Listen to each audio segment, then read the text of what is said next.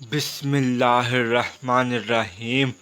مسعر سے روایت ہے، کہا میں نے سعد بن ابراہیم بن عبد الرحمن بن عوف سے سنا، کہہ رہے تھے ثقہ راویوں کے علاوہ اور کوئی شخص رسول اللہ صلی اللہ علیہ وآلہ وسلم سے حدیث بیان نہ کرے۔ بسم اللہ الرحمن الرحیم۔ محمد بن عبداللہ بن کہزاز نے، جو مرو کے باشندوں میں سے ہیں، کہا میں نے عبدان بن عثمان سے سنا، کہہ رہے تھے میں نے عبداللہ بن مبارک رحمہ اللہ کو یہ کہتے ہوئے سنا، اسناد سلسلہ سند سے حدیث روایت کرنا دین میں سے ہے۔ اگر اسناد نہ ہوتا تو جو کچھ چاہتا کہہ دیتا۔ امام مسلم رحمہ اللہ نے کہا، اور محمد بن عبداللہ نے کہا، مجھے عباس بن ابی رزمہ نے حدیث سنائی، کہا میں نے عبداللہ بن مبارک کو یہ کہتے ہوئے سنا، ہمارے اور لوگوں کے درمیان فیصلہ کن چیز بیان کی جانے والی خبروں کے پاؤں یعنی سندیں ہیں، جن پر روایات اس طرح کھڑی ہوتی ہیں جس طرح جاندار اپنے پاؤں پر کھڑے ہوتے ہیں۔ محمد بن عبداللہ بن کہزاز نے کہا، میں نے ابو اسحاق ابراہیم بن عیسیٰ تلقانی سے سنا، کہا میں نے عبداللہ بن مبارک سے کہا، ابو عبد الرحمن وہ حدیث کیسی ہے جو ان الفاظ میں آئی ہے، نیکی کے بعد دوسری نیکی یہ ہے کہ تم اپنی نماز کے ساتھ اپنے والدین کے لیے نماز پڑھو اور اپنے روزے کے ساتھ اپنے والدین کے لیے روزے رکھو۔ کہا عبداللہ بن مبارک نے کہا، یہ کس کی سند سے ہے؟ کہا میں نے عرض کی، یہ شہاب بن خراش کی بیان کردہ حدیث ہے۔ انہوں نے کہا، ثقہ ہے، پھر کس سے؟ کہا میں نے عرض کی، حجاج بن دینار سے۔ کہا ثقہ ہے، پھر کس سے؟ کہا میں نے عرض کی، رسول اللہ صلی اللہ علیہ وسلم نے فرمایا۔ کہنے لگے ابو اسحاق، حجاج بن دینار اور رسول اللہ صلی اللہ علیہ وسلم کے درمیان کٹھن مسافتیں ہیں، جن کو عبور کرتے ہوئے اونٹنیوں کی گردنیں کٹ کر گر جاتی ہیں، لیکن صدقہ میت کے لیے فائدہ مند ہے، اس کے بارے میں کوئی اختلاف نہیں۔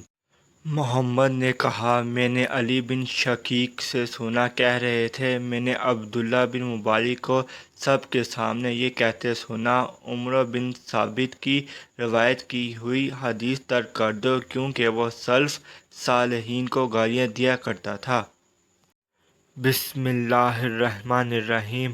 ابو نضر ہاشم بن قاسم نے حدیث بیان کی، کہا ہم سے بحیہ کے مولا ابو عقیل یحییٰ بن متوکل نے حدیث بیان کی، کہا میں قاسم بن عبداللہ بن عمر جن کی والدہ ام عبداللہ بنت قاسم بن محمد بن ابی بکر تھیں، اور یحییٰ بن سعید کے پاس بیٹھا ہوا تھا کہ یحییٰ نے قاسم بن عبداللہ سے کہا، جناب ابو محمد، آپ جیسی شخصیت کے لیے یہ عیب ہے، بہت بری بات ہے کہ آپ سے اس دین کے کسی معاملے کے بارے میں کچھ پوچھا جائے اور آپ کے پاس اس کے حوالے سے نہ علم ہو نہ کوئی حل، یا یہ الفاظ کہے، نہ علم ہو نہ نکلنے کی کوئی راہ۔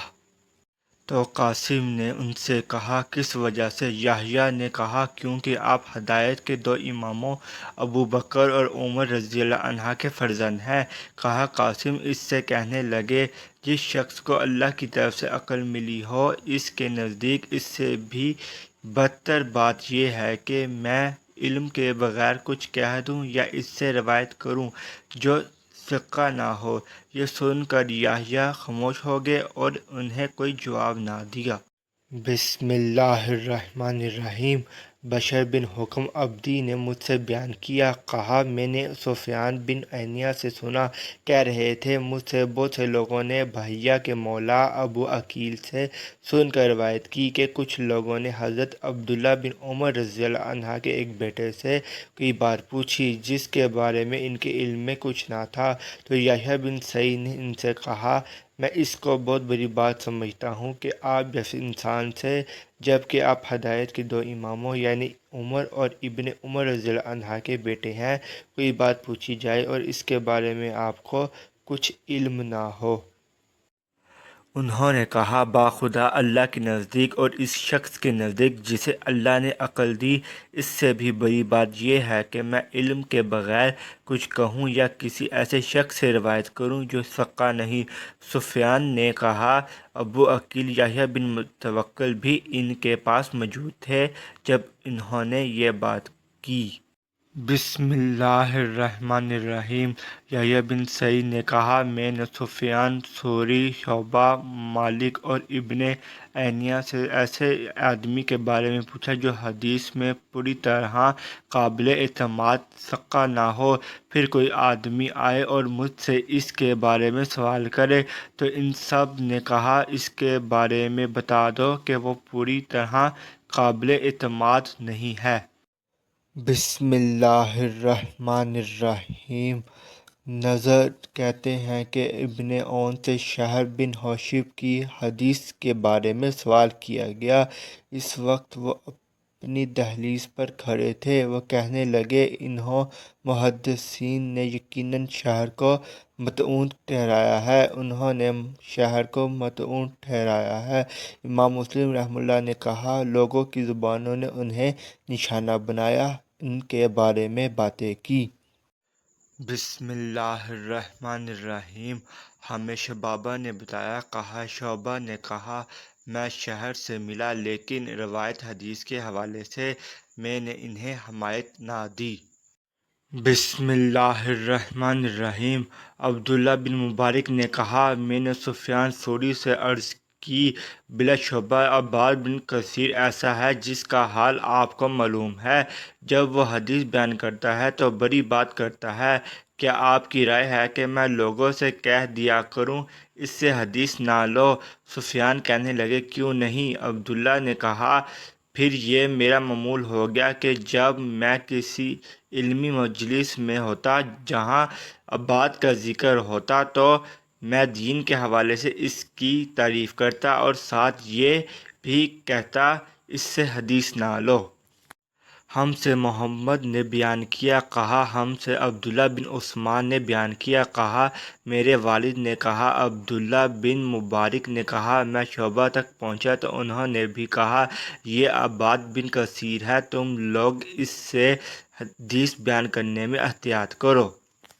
بسم اللہ الرحمن الرحیم۔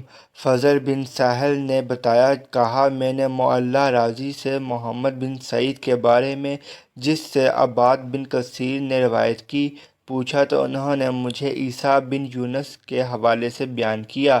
کہا میں اس کے دروازے پر تھا، سفیان اس کے پاس موجود تھے۔ جب وہ باہر نکل گیا تو میں نے سفیان سے اس کے بارے میں پوچھا تو انہوں نے مجھے بتایا کہ وہ کذاب ہے۔ بسم اللہ الرحمن الرحیم۔ محمد بن ابی عتاب نے کہا مجھ سے عفان نے محمد بن یحییٰ بن سعید قطان سے حدیث بیان کی۔ انہوں نے اپنے والد سے روایت کی، کہا ہم نے نیک لوگوں صوفیاء کو حدیث سے بھر کر کسی اور چیز میں جھوٹ بولنے والا نہیں پایا۔ ابن ابی عتاب نے کہا میں محمد بن یحییٰ بن سعید قطان سے ملا تو اس بات کے بارے میں پوچھا۔ انہوں نے اپنے والد سے روایت کرتے ہوئے کہا تم اہل خیر زہد و ورع والوں کو حدیث سے زیادہ کسی اور چیز میں جھوٹا نہیں پاؤ گے۔